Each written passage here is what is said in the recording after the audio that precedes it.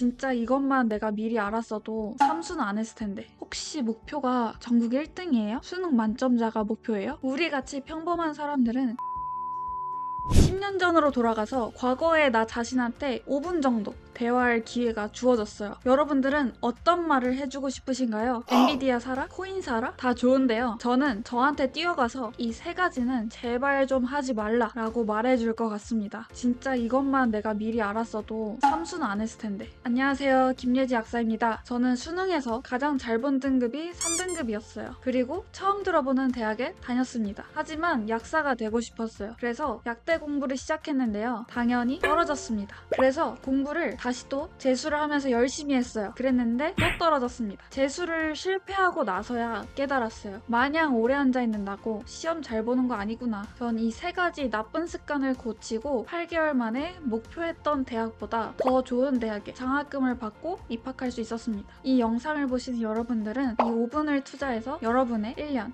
2년, 3년을 아껴가세요. 바로 시작할게요. 첫 번째, 방에 있는 책상을 없애세요. 공부에 욕심 있는 학생들은 독서실에 갔다가 집에 와서 잠들기 전까지 또 공부를 해요. 그런데 이게 오히려 독이 됩니다. 벼락치기나 고시는 이렇게 끝까지 밀어붙여야 합니다. 하지만 준비 기간이 6개월 이상의 시험에서는 나머지 공부를 하면 안 돼요. 처음에는 집중이 잘 될 수도 있는데요. 나중엔 변질이 됩니다. 공부할 때 집중하지 못하고 집에 가서 할까 하면서 공부 시간만 길어지는 거예요. 지금 집중해서 빨리 끝내고 쉴 생각을 해야 합니다. 운동을 할 때도 설렁설렁하는 사람들을 보면은 연초, 연말 몸이 똑같습니다. 하루 30분이라도 빡 하고 가는 사람이 몸이 더 빨리 변해요. 뇌에게 방은 쉬는 곳이야. 이렇게 말해주는 겁니다. 내 방을 독서실 2로 만들어서 지치게 만들지 마세요. 두 번째, 완벽주의, 회피형. 저도 그랬습니다. 심지어 재수를 할 때도 모의고사를 안 보러 갔어요. 난 아직 준비가 안 됐어. 그러니까 시험 시간에 차라리 공부를 하는 게 더 맞아. 인강 볼 거야. 하면서 내 위치를 파악하는 걸 피했어요. 하지만 진짜 더 깊은 속마음은 달랐습니다. 내가 이렇게까지 공부했는데 나 재수까지 했는데 시험 못 보면 어떡하지? 무섭다. 그냥 회피하자. 이런 완벽주의는요. 절대 시험을 잘 볼 수가 없고요. 역설적으로 완벽도를 떨어뜨려요.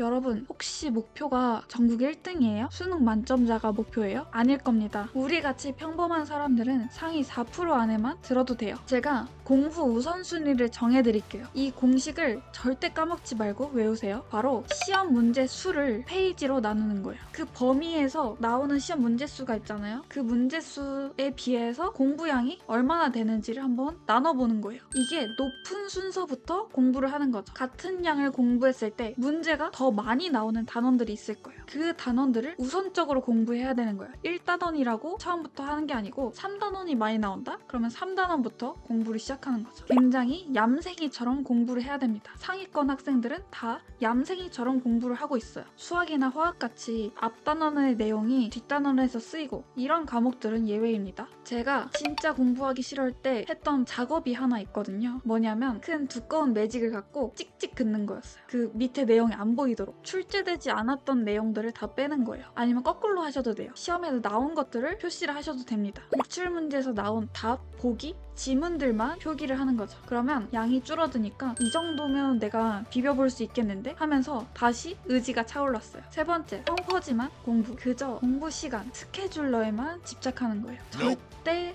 이렇게 하시면 안 됩니다. 제가 해봤기 때문에 하는 말이에요. 독서실에 1등으로 도착하고 마지막에 나가고 그게 절대로 목표가 되어서는 안 됩니다. 우리의 목표는 하루라도 빨리 입시에서 탈출하는 거예요. 문제풀이를 회피하고 개념 커리에만 머무르는 학생들이 있는데요. 이러면은 여러분의 수험생활 더 늘어날 뿐이에요. 혹시 내가 펑퍼짐한 공부를 하고 있는지 체크해볼 수 있는 질문이 있습니다. 오늘 공부한 것 중에 가장 중요한 개념 한 가지는 무엇인가요? 그렇다면 그 개념은 기출문제에서 어떻게 출제되었나요?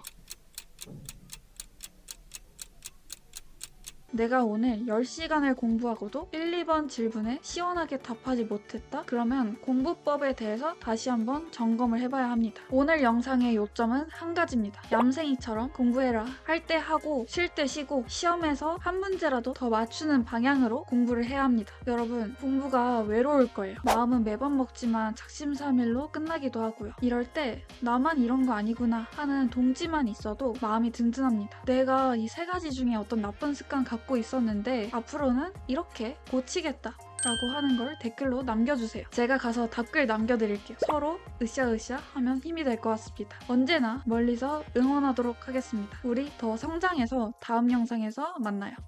안녕.